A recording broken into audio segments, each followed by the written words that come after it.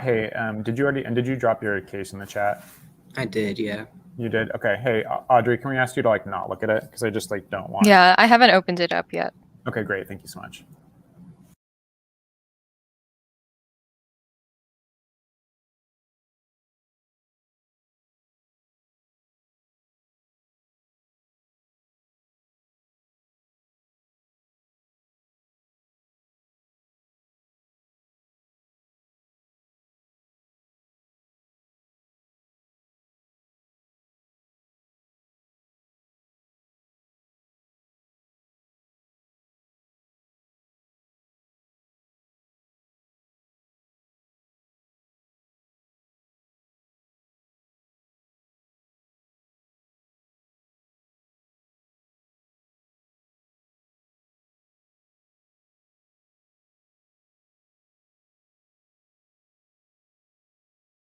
All right, I think it's going now. So let's, you guys can go. Okay, for sure. All right. Hopefully they heard the thank you speech, but we're just going to get started with the affirmative constructive. This is just going to be a 6-minute speech where I'm going to be outlining my case. My time starts now. There can be no higher law in journalism than to tell the truth. Walter Lippmann. With these wise words, I derive my proud stance of affirmation on today's topic. Resolved in a democracy, a free press ought to prioritize objectivity over advocacy. Let's start with some definitions. First, the Cambridge Dictionary defines objectivity as the fact of being based on facts and not influenced by personal beliefs or feelings. Dictionary.com defines the free press as a body of book publishers, news media, etc., not controlled or restricted by government censorship in political or ideological matters. Advocacy journalism refers to a genre of journalism that combines reporting with a point of view. One observation I have is that the affirmative today isn't necessarily saying all advocacy isn't good or important.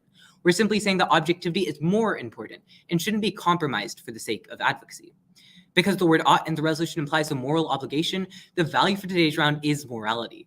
The value criterion is maximizing societal welfare. Contention 1 is fake news. Subpoint A. Fake news is increasing because conspiracy theories and misleading news formed by the free press are being promoted on social media platforms thanks to advocacy. As Emily Stewart wrote in 2020, fake news is getting worse, not better. Websites that provide unreliable news increase their share of interactions, doubling to 17%. An increasing amount of the news is problematic, inaccurate, or suspicious. The Daily Wire saw 2.5 times more interactions this year. The blossoming of false and unreliable news on the internet is a cultural, political, and technological phenomenon that's hard to get your head around, let alone tackle. Conspiracy theories, misinformation, and disinformation run rampant on the internet. One story making false claims about Georgia's election results reached up to 650,000 people. Given the pace at which this problem is growing, the matter is likely to worsen. And fake news has real consequences. We outline 2 impacts. First, biased conspiracy news websites are rife with misrepresented info that promote the injury of public health. As Doctor in Political Science Joe Harper wrote in February for DW, populist-tainment is a mixture of politics, populism, and entertainment, when the media becomes a theater aimed at capturing the audience's attention. Political pundits in the US like Glenn Beck, Rush Limbaugh, and Alex Jones became ideological entrepreneurs, televangelists for the internet's age. For example, when the FDA sent a warning to Jones saying that it found Infowars.com selling products such as toothpaste that claim without scientific foundation to boost immunity to COVID, Jones had spent the previous month promoting the view that vaccination was a fraud. Jones's business model is based on sales of Infowars.com branded health products. Distributors pay hosts with ad time, which Jones uses to advertise his own products. Second, fake news increases the incidence of violence in the world and breeds many of the terror attacks that emerge on the world scale, as professors of political science Joseph Parent and Joseph Unsaki say in 2016. The Boston Marathon bombers, who killed 3 and injured 264, accused the U.S. government of complicity in September 11th. But are conspiracy beliefs driving the violence, or an excuse for violence that would be committed anyway? When asked if violence was an acceptable way to express disagreement, people with a strong predisposition towards conspiratorial thinking were almost 50% more likely to agree. The relationship between conspiracy theories and violent impulses forms a toxic combination. Conspiracy theories are more likely to promote violence, lax gun laws, and secret plotting. Oklahoma City bomber Timothy Fay believed that the government was conspiring to destroy liberty and conspired to blow up a federal building. Contention 2 is sensationalism. Sensationalism, as defined by the Oxford language, is the use of exciting or shocking stories at the expense of accuracy in order to provoke public interest or excitement. Subpoint A. Without objectivity, advocacy journalism inevitably devolves into sensationalism. Sensationalism causes bigotry. For example, the press's coverage of acts of terror causes bigotry against Muslims, which worsens anti-Muslim violence. Avandik proves. Previous work finds that terrorist attacks by a Muslim perpetrator attract on average about 4.5 times more media coverage, leading to an exaggerated sense of jihadi terrorism threats. There is evidence that sensationalist media articles can show a misinforming and inaccurate portrayal of Muslims. 59% of all articles associated Muslims with negative behavior. Over a third of all articles misrepresented facts about Muslims, and terrorism was the most common theme. It is unsurprising that such inflammatory, inaccurate reporting has the scope to magnify hate crime. Study of the Daily Manchester data reveals real-time media to be a causal mechanism underpinning the surge in local hate crimes and incidents that follow an attack. Subpoint B. Moreover, sensationalism leads to war. Goeth elaborates in 19. Yellow journalism, much like modern clickbait news, isn't based on facts. Rather, it focuses on sensationalism and crude exaggeration.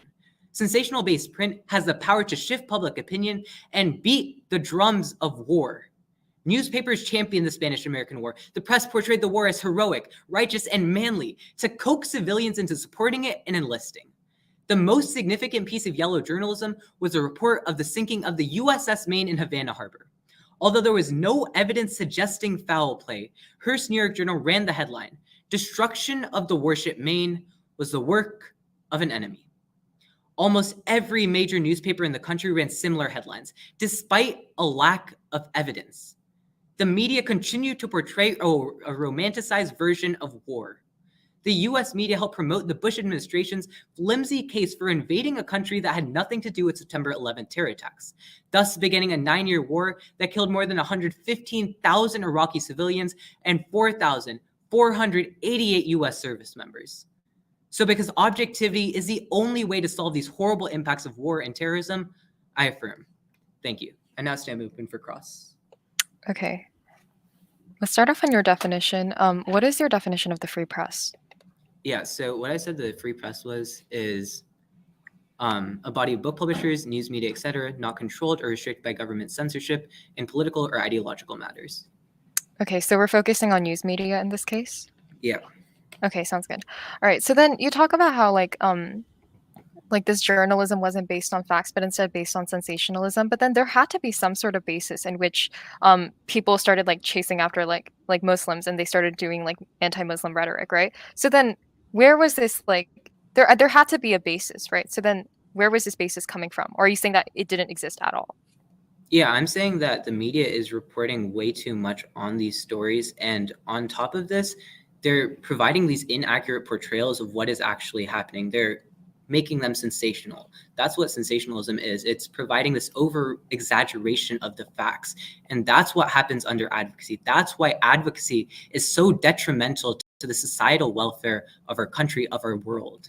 Okay, all right.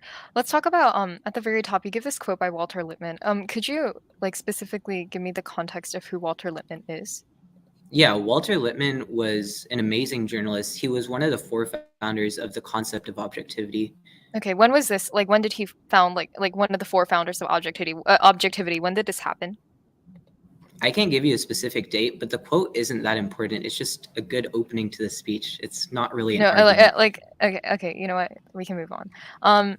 Let's talk about fake news and conspiracy theories, right? So then I'm looking over your evidence, and it all talks about like conspiracy theories, but why is it specifically like the free press? Is that like where the conspiracies are like being distributed? Yeah, that is exactly correct. So what's happening right now under World with Advocacy is these reporters are spreading a specific viewpoint, and that is incredibly harmful to our societal welfare.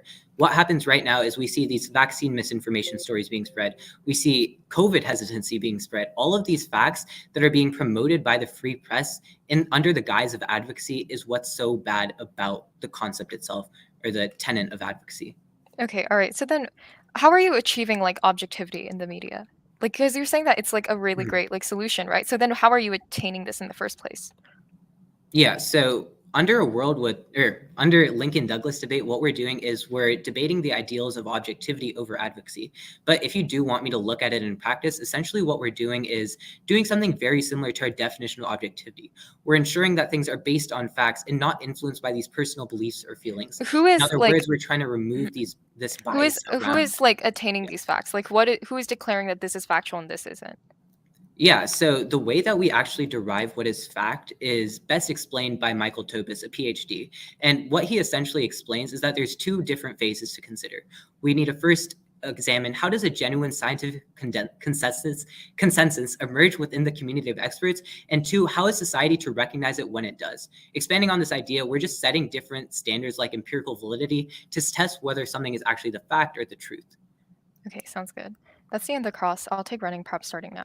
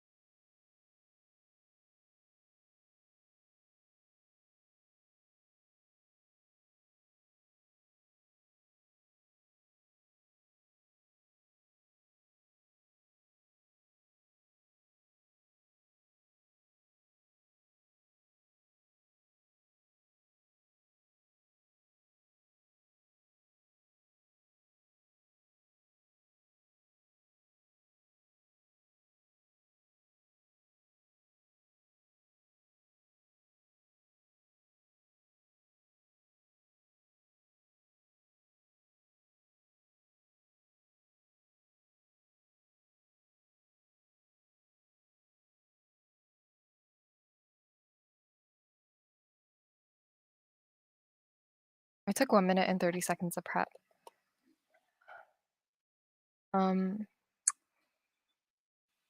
I would also like to give thank yous, but do you want me to do that before my speech in this case? Because okay, all right. I'll try and keep it short.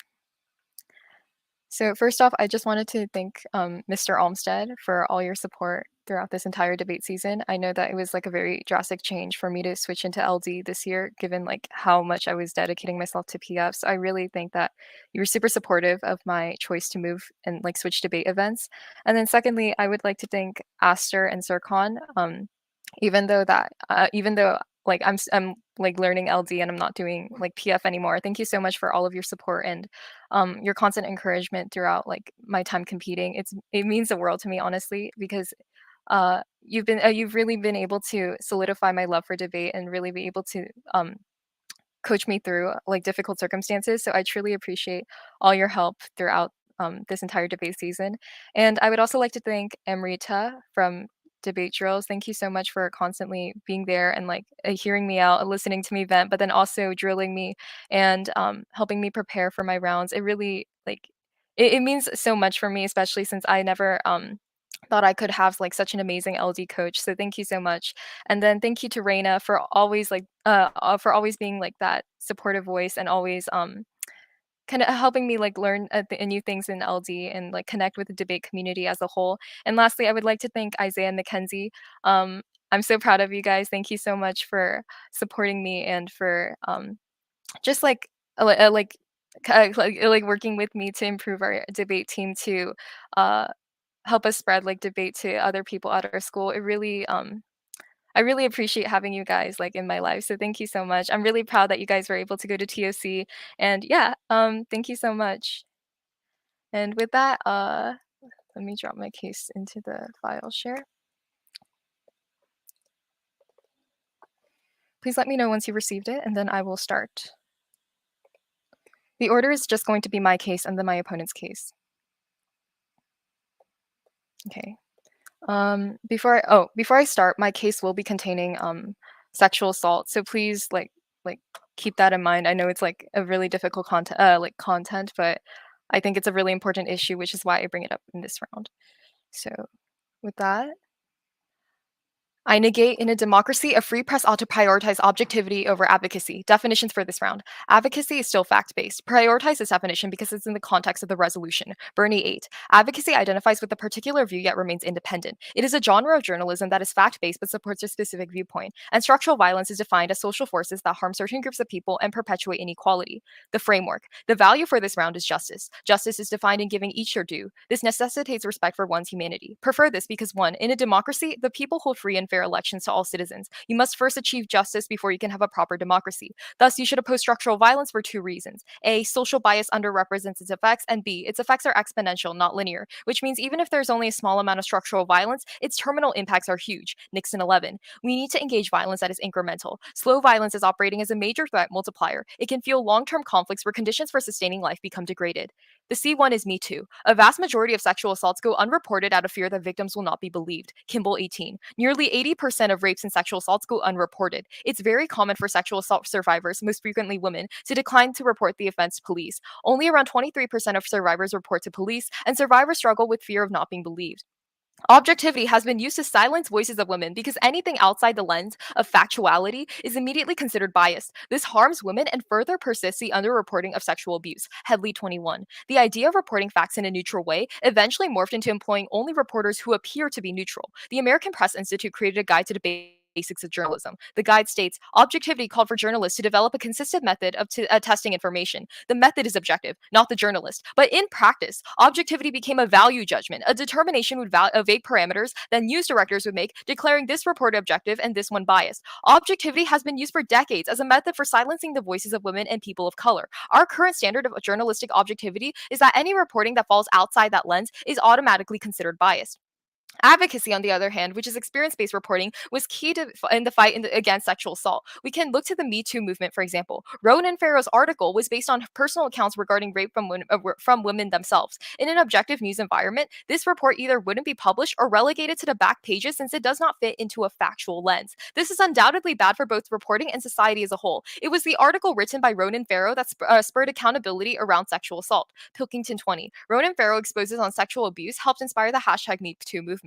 And advocacy journalism is needed because it needs to address sexual violence on a more personal level. Berkeley Media Studies Group 15. Criminal justice perspectives dominate the news about sexual violence. News that focuses exclusively on criminal justice can be misleading. It will be hard for the audience to see that sexual violence is also a public health and social justice issue. Criminal justice framing also affects those who has a voice in the news about sexual violence and those who don't. That's super problematic because only when they are included in the frame can sexual violence prevention advocates address the policies and social norms that need to be shifted. Addressing sexual violence laid at the feet of institutions rather than individuals. Advocates have to find ways to tell compelling stories about sexual violence through a preventative lens.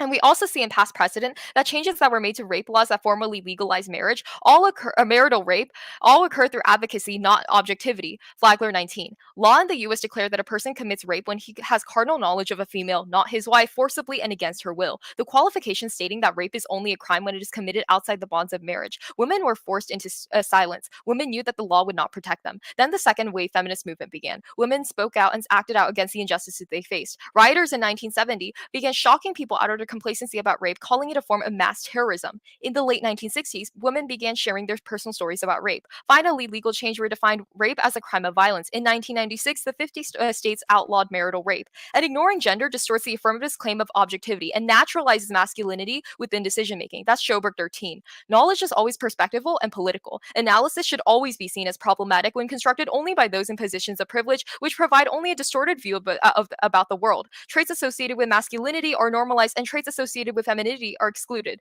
The impact is systemic violence. Advocacy is key to prevent cycles of violence that justify mass atrocities. Duncan 07. Just as war causes many deaths, so does violence in the home. In addition to the sheer number of men and women involved in such abuse, domestic violence has a far-reaching impact on children. A child's exposure to the father abusing the mother is the strongest risk factor for transmitting violent behavior from one generation to the next. With that concludes the negative case. Let's move on to the affirmative. At the very top was very problematic as my opponent tries to endorse Lippmann as like, oh, he's a founder of objectivity. Keep this in mind. The way objectivity originated was through like Walter Lippmann. Lippmann. He was one of the primary sources for objectivity. He was literally a white male from the 1960s. And if we are still relying on a white male's perspective to main objectivity in 2022, this is clearly problematic because it's from a time period in which it was quote unquote factually based that certain races were inferior to others. These kinds of facts continue to like evolve and work against minority groups. Then let's go on to their C1 about fake news. They say that fake news was promoted on social media, but recall in cross-examination, they conceded that we're focusing on news media specifically. Social media, in its dictionary definition, is not included in the free press because ultimately, social media is owned by privately owned platforms, and there's so much censorship that happens here. That is not the free press. That's why you cannot apply social media as the same thing as advocacy journalism. They're totally like different things. But secondly, even if you didn't buy this, you have to understand the actual implications of fake news. We see, according to Mino Linares 21, that there's no actual impact to fake news. Prefer my evidence because this is a general study, whereas my opponent's evidence is just a few assumptions that elections occurred because of fake news. Few studies actually address the impact of fake news. Results are consistent.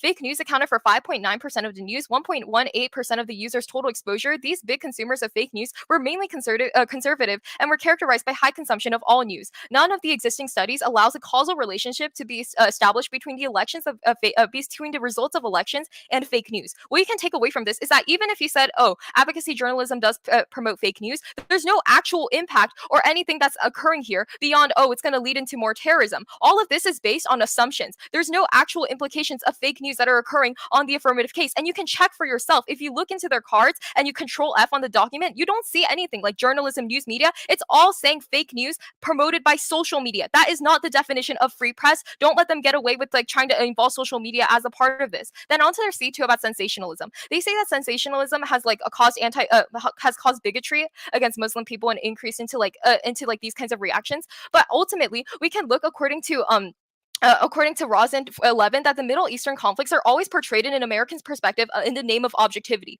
Journalism in its classic sense, with all the tropes of objectivity, neutrality, and transmitting reality, major mainstream media outlets in the West continue to grasp these notions with ever more insistence. The Middle East is an exceptional suitable place for the Western media. Ultimately, you see that everything is within the Western lens. You need to get rid of this quote-unquote objective lens because that's just narrowing us down to the impacts that the affirmative is trying to solve for.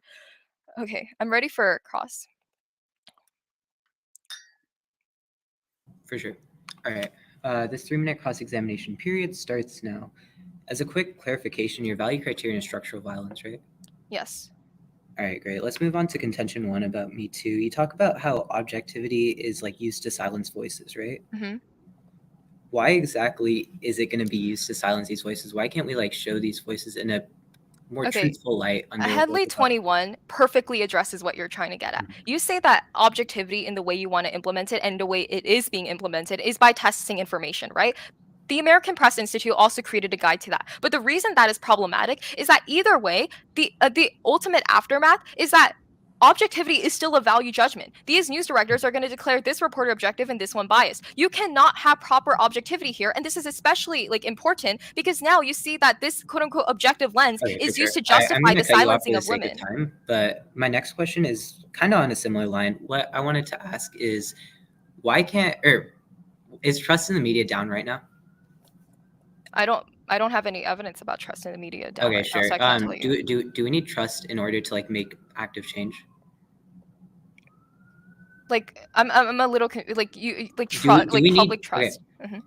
You're saying that like we're making change based on this advocacy journalism, correct? Mm-hmm. Do we need to trust this news in order to make change based off of it?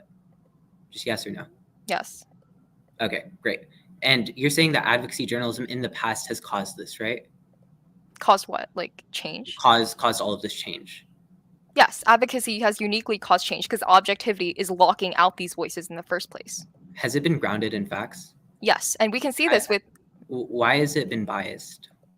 Because that's the only difference between objectivity and advocacy in that case. So like, for example, a sexual assault like experience, that is still considered facts, right? Because like it happened to you. But then the problem with objectivity in particular is that you need to like consistently test information. And sometimes your like fact is going to be from a personal experience. It's your own testimony, which is why that's the first reason why sexual assaults tend to go underreported. Victims are not believed. But secondly, we see that in particular with advocacy journalism, it's unique to solving this because this personal experience is what allows you to connect with the audience. And that is Berkeley Media Studies Group 15. When we have a criminal justice perspective or like an objective perspective, that just like allows who has a voice about it and who doesn't. And then not only that, but it's difficult for the public to grasp that sexual violence is a public health and a social justice issue as well. That's why advocacy steps in and you give that personal like narrative, you give that perspective and allow you to connect with that audience. That is what objective media is lacking.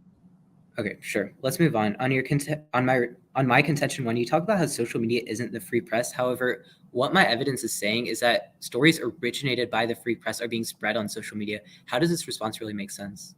Well, I would say that like all of your impacts originally like correlate to like to the free press, and then like not only that to social media, sorry, but then not only that when I'm looking at all of your evidence, all it's pointing to is fake news from social media. I literally controlled F like news outlets, journalism. I didn't find anything correlated to that. It was all social media being spread by that, and it's just like Sure. it's word of mouth. You use like Ben Shapiro as an example, and that's all social media in your evidence. No, okay. Fine. All right. I'm going to be taking running prep starting now.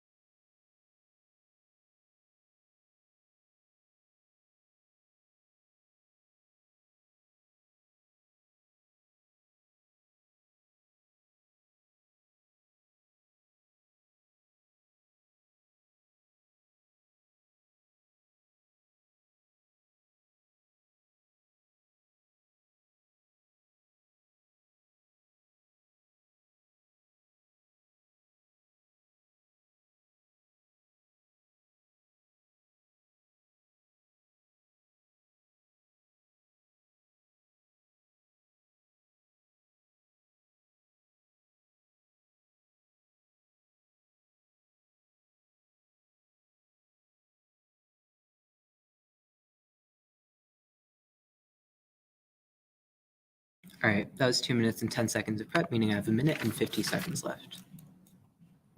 All right, it's going to be a 4-minute affirmative speech. I'm going to be clearing up the debate at the top, going over the negative case, and then refortifying my own case. Is anyone not ready? Will you be reading any new evidence? I will, yeah. Do you want the... Yes, please. All right. Okay, I'm going to give you the same document, and then the cards will be at the bottom, the new cards.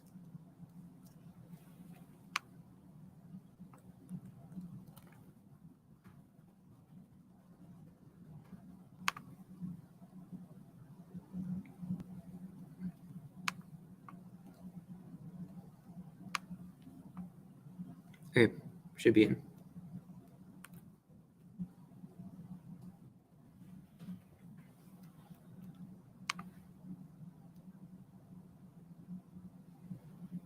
Okay, thank you. I see it.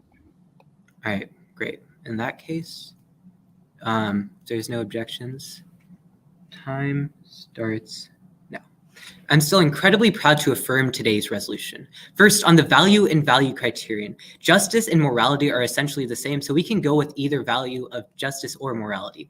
Next, on value criterion, my opponent's value criterion is about mitigating the structural violence. However, remember that you're still taking my value criterion of maximizing societal welfare at the end of today's debate. And the reason for this is because maximizing societal welfare is a prerequisite to any other framework.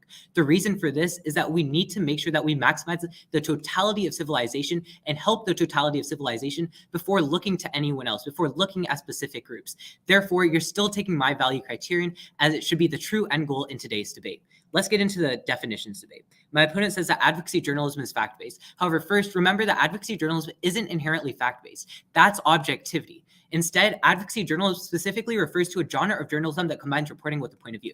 You're taking this evidence over my opponent's because first, it was written by Caceres, an actual professor of journalism. Second, it's a lot more recent than my opponent's. And third, it's a lot more specific to what advocacy journalism actually entails. Therefore, my definition still stands, so you can take that at the end of today's debate. Let's move into my opponent's contention. Her first contention is about the Me Too movement. But first, trust in the media is actually declining due to advocacy and misinformation spread within it. Harrison 22. When the Trust Project conducted interviews with US news consumers, we found most people really wanted unbiased reporting. And most reporters do too, experts say. Trust is dramatically below its high water mark of 72% in the post-Watergate era. Trust has been declining steadily for decades. Essentially, what we can see here is that trust is right now really low because of advocacy, not because of objectivity. Objectivity is going to make this trust go up. And only once this trust goes up can we actually make the change that my opponent wants. Second of all, and more importantly, remember that my opponent's entire case rests on the fact that objectivity is about neutrality. This is what she says in her own evidence, but this isn't true. Objectivity isn't necessarily neutrality.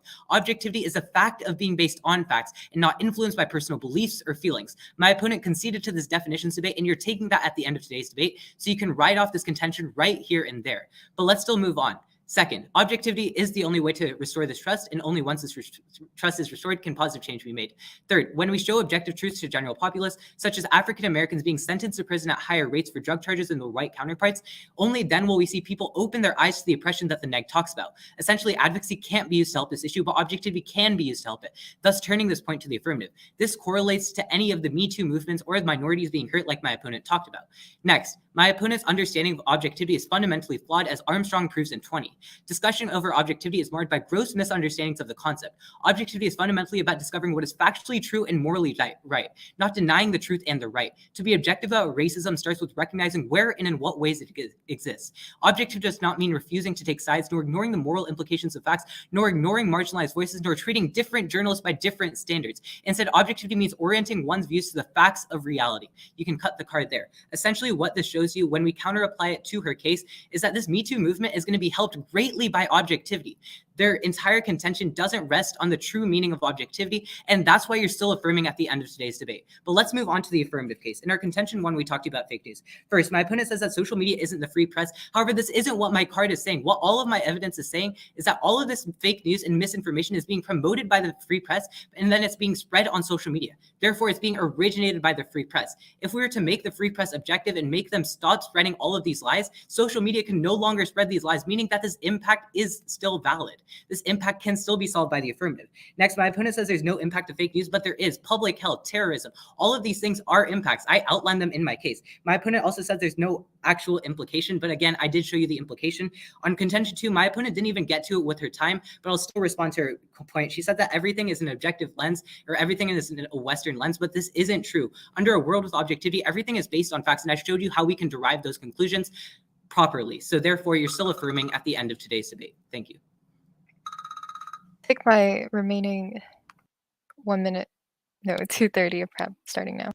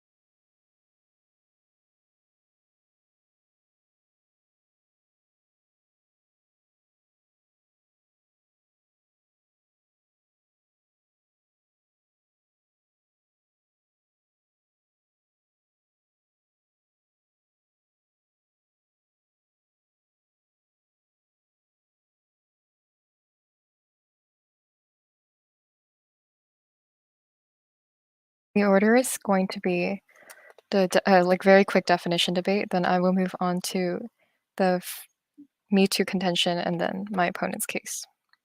Is everybody ready? All right. Start off on the definition debate. You want to prioritize my definition of advocacy because it's in the context of their resolution. Their definition of advocacy is way too general and it can literally encompass for anything such as like activism or what you're doing on social media. If their definition of objectivity can be narrowed down based on the resolution saying that it's a method of testing, then I should be able to narrow my definition as well so we can have a more educational round since the context actually matters. Then let's go into the Me Too argument. Ultimately, we are seeing a massive underreporting of sexual assault because victims are afraid of not being heard. Luckily, advocacy journalism uniquely solves back for this because we see with the Me Too movement and Flagler 19, who details the way the marital rape laws were changed, it was all through advocacy journalism. Nobody listens in an objective press room. And this is really problematic because now you're going to be locking out other voices, such as voices of like women and other minority groups. This is a result as to like as to how objectivity has been used in a newsroom. We see with Headley 21, who states that even though the intent of objectivity was meant to be like a method of testing, ultimately the actual implications of it into the newsroom led to news directors being able to call this reporter biased and this one unbiased. It does not matter that the the actual concept of objectivity was meant to be like super factual and it was meant to be unbiased. The point is, when we look at the real world implications and how it's applied, that's clearly not the case. We see that minority groups and women are consistently silenced because it doesn't fit into a lens of objectivity. And then ultimately this continues into a cyclical impact of like systemic violence. Domestic violence is just going to be continue to be ignored, and then it's going to be transmitted to children, and then it's just going to continue that cycle over and over again. That upholds my framework of structural violence. If you want to mitigate structural violence, which is absolutely crucial, we want to mitigate like this we want to promote advocacy journalism because it uniquely solves back for that. And like my opponent brings to you this value criterion of utilitarianism. Ultimately, you want to prioritize structural violence because structural violence the same thing that is used to justify utilitarianism in that like, oh, we're going to maximize the most amount of expected well-being, that is the same kind of morally repugnant argument that has been used for like justify slavery, genocide, imperialism. Those kinds of impacts were technically better for the entirety of society, the entirety of like, for example, the European continent. But was that actually like morally justifiable because it benefited the most amount of people? I would say no. We want to focus on groups and minority groups who are being oppressed in the status quo because those kinds of impacts are exponential. Ultimately, this goes to the negative on both frameworks. If you want to maximize societal well-being, that happens under the negative. You're going to have advocacy journalism uniquely fight back against like this kind of objective lens. Then let's go at the very top of the negative case. They completely miss the point of my Lippmann indite. This is very crucial because since they dropped this Lippmann indite, they basically concede to what like the reasoning behind it. Walter Lippmann, as a primary source of objectivity, is super problematic because he was a white male from the 1960s. If we are relying on a white male from the 1960s to maintain objectivity in 2022, this literally means that the time period from when it was factually based, where like certain races are inferior to others, women weren't allowed to vote, the civil rights movement was still like still in its grassroots stage. This is really bad because when we have a world that is so much more diverse than what happened in like the 20th century, and we're still using a singular person's voice to determine what is objective and what isn't, that just means that an entire group of people, their voices are locked out. Keep this in mind as we go down the affirmative case. When we take a look at fake news, for example, they completely mishandle my response about fake news because they say that, oh, it leads into like terrorism, it leads into public health. Sure, fake news might lead into that, but the problem is this fake news is disseminated by social media. And since we both agreed upon the definition of free press concerning only news media and journalism, for them to expand into social media into the 1AR is extremely abusive.